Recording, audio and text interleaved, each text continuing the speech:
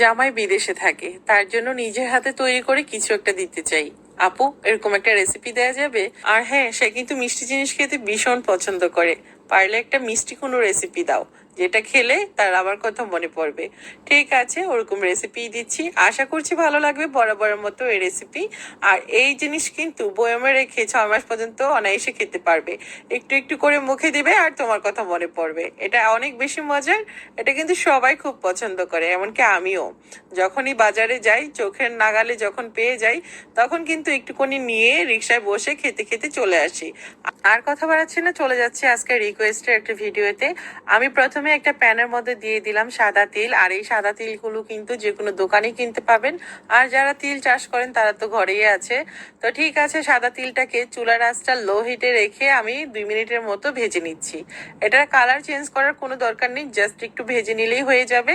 তবে চুলার আঁচ বাড়িয়ে দেওয়া যাবে না, তাহলে কিন্তু পুড়ে যাবে। এখন আমি সাদা তিলটা একটা প্লেটে ঢেলে নিচ্ছি, যতক্ষণ না অবধি ঠান্ডা হচ্ছে। আর এদিক থেকে আমি বাদামটাকে ভেজে নিচ্ছি। চাইলে এই কাজটা শুধু বাদাম দিয়েও করা যায়, অথবা সাদা তিল দিয়েও করতে পারেন। আমার বাদামগুলো আগে থেকেই ভাজা ছিল, তারপরেও একটু ভেজে নিচ্ছি যাতে করে কিছুটা ক্রিস্পি বেশি হয়।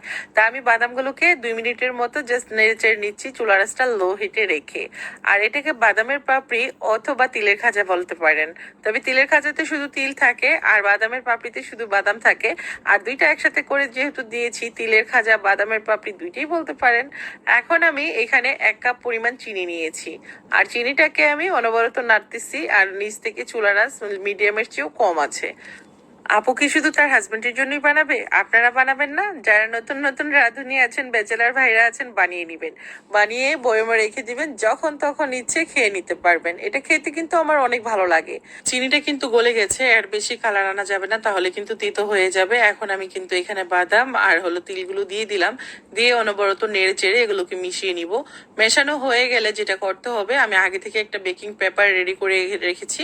আপনার হাতের কাছে যদি বেকিং পেপার না থাকে, যে কোনো সাদা কাগজ বিছিয়ে নেবেন, তার উপর একটু অয়েল ব্রাশ করে নেবেন। তাহলে কিন্তু এটা সুন্দরভাবে উঠে যাবে। আমি যেহেতু বেকিং পেপার নিয়েছি, তাই কিন্তু এখানে আর অয়েল ব্রাশ করতে হয়নি। তো আমি এখানে ঢেলে দিলাম সবগুলো। আর এটা ঢেলে এখন কিন্তু এটা প্রচুর গরম, হাত লাগানো যাবে না, হাত দিলে কিন্তু হাত পুড়ে যাবে। তাই উপর থেকে একটু আমি এভাবে করে ছড়িয়ে দেওয়ার চেষ্টা করছি, বাট এটা দিয়ে হচ্ছে না। তো এখন আমি উপরে আরেক পার্ট বেকিং পেপার দিয়ে দিলাম। দিয়ে আমি এভাবে করে একটা বেলনি দিয়ে বেলে মানে পাতলা করে দিচ্ছি। আপনি কতটা পাতলা করবেন এটা কিন্তু গরম গরম অবস্থায় করতে হবে, কারণ কিছুক্ষণের মধ্যেই কিন্তু এটা ঠান্ডা হয়ে একদম জমে যাবে। তখন কিন্তু আর কিছুই করা যাবে না। আর হ্যাঁ, আরেকটা কথা বলে দিচ্ছি, যদি আপনারা কোনো শেপ দিতে চান, তাহলে একটু নর্মাল টেম্পারেচারে আসলেই কিন্তু কোনো নাইফ অথবা কুকি কাটার দিয়ে কেটে এটাকে শেপ দিয়ে দিতে পারেন। হ্যাঁ, এটা কিন্তু এখনই মানে জমে গেছে, দেখে হয়তো বুঝতে পারছেন। তো আমি এখন উপরের কাগজটা তুলে নিচ্ছি। আর আমি 10 মিনিটের মতো অপেক্ষা করছি যাতে পুরোপুরি ক্রিস্পি হয়। 10 মিনিট পর এটা পুরোপুরি ক্রিস্পি হওয়ার পর আমি কিন্তু তুলে নিলাম। দেখুন খুব সুন্দরভাবে কিন্তু উঠে গেছে। তা এখন আমি হাত দিয়ে ভেঙে নিচ্ছি। আমি কোনো কুকি কাটার বা চা মানে ইয়ে দিয়ে নাইফ দিয়ে কেটে নেইনি, হাত দিয়ে ভেঙে ভেঙে নিচ্ছি। আমার কাছে এই প্রসেসটা খুবই ভালো লাগে, তাই আমি কিন্তু কোনো শেপ দেইনি।